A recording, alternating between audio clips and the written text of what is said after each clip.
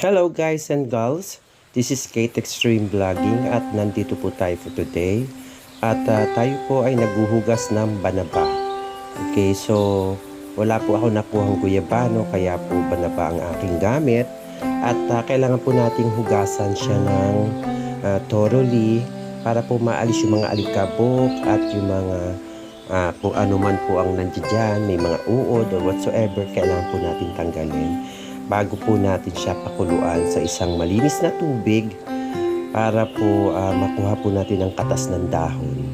Ito po ay ginagamit ko po sa aking paglilinis po sa aking kidney, liver, at kung meron po tayo mga sakit na UTI or urinary tract infection, ito po ay makakabuti at makakapaglinis po ng ating UTI. So, ugaliin po natin ang paglalaga at pag-inom po nito araw-araw. Pwede po natin siyang inumin ng mainit na para po tsaa at pwede rin po natin siya inumin na para pong juice. Okay? So, hindi nyo na po kailangan lagyan po ng lemon, sugar, ang ating pong pakukuluan. Hindi na po kailangan ng mga yon para po pure po na banaba extract po ang makuha natin. Okay? So, ayan po. Sa ngayon po, ang ginagamit ko po ay banaba or sometimes po guyabano or sometimes po ay guava or sometimes po parsley para po sa paglilinis ng ating liver, kidney, at kung ano-ano pa po. Ito po ay napakagaling at mabisa na gamot po para po sa mga may UTI, sa yung palagi pong umiinom ng mga soft drinks, yan, yung mga ganyan po. Ito po ay magaling na panglinis ng ating pong mga kidney stone or liver, panlinis po natin ito. Okay? So, ayan po at nalinisan na po natin at lalagyan ko po ng 1.5 liter of water. Okay, sa malinis na tubig po ang kailangan. Kailangan po natin pakuluan sa apoy para po makuha natin ang dahon extract po. Okay, so ito po ay magkukulay dilaw na para po tsaa. So ayan po, samahan nyo ako guys at dire-diretso po natin gagawin ang ating paglalaga po ng ating banaba. Okay. Ito po ay matatagpuan dito po sa Laguna, sa San Pedro. Meron din po sa Cavite. Ayan po, meron din po niyan sa Quezon. So, ito po ay malaking parang puno ng bayabas na may mga malalaking dahon. Ayan. So, ayan po, pakukulaan po natin sa, ayan po, sa glass na kasirola para po mas malinis. Okay. At ito po ay iniinom ko po ng malamig or sometimes po ay ginagawa kong tsaa. So ayan po at nilagyan na natin ng tubig, pakukuluan lang yan, okay? So pakuluan lang po natin ng mga 20 minutes to 20 minutes at kapag yung extract po ay bumaba na sa tubig, pwede nyo na pong patayin. So pagkatapos nyo pong pakuluan yan at naubos nyo na po yung tubig, pwede pa ulit nyo pong pakuluan. Okay, so ayan po, pakukuluan natin. Takpan muna natin.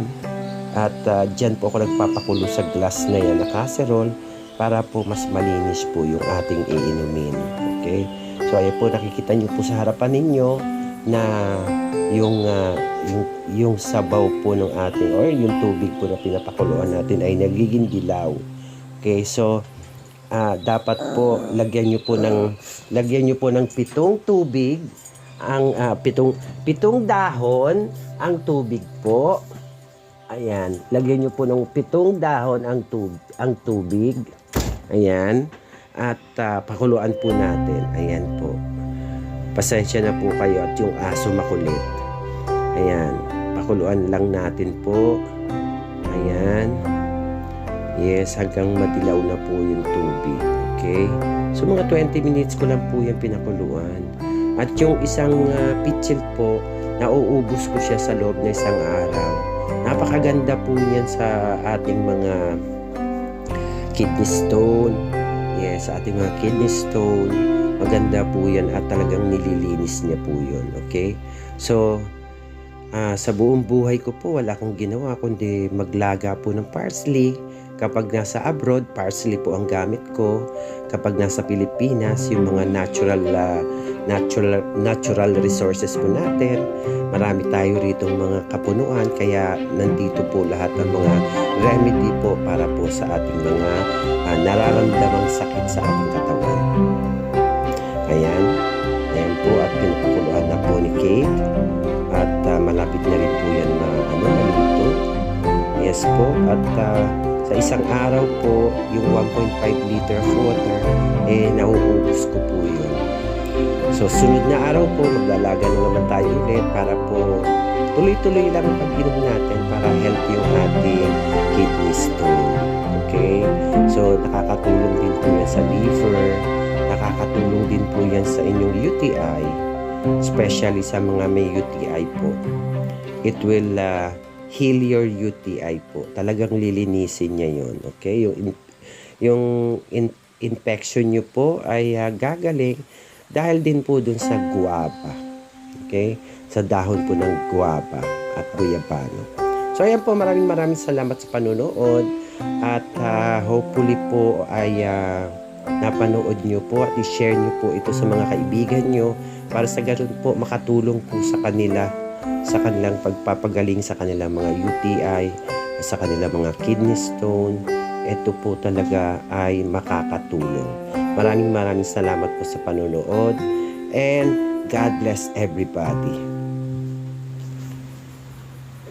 Ayan po, inumin na natin ang tsaa natin na banaba.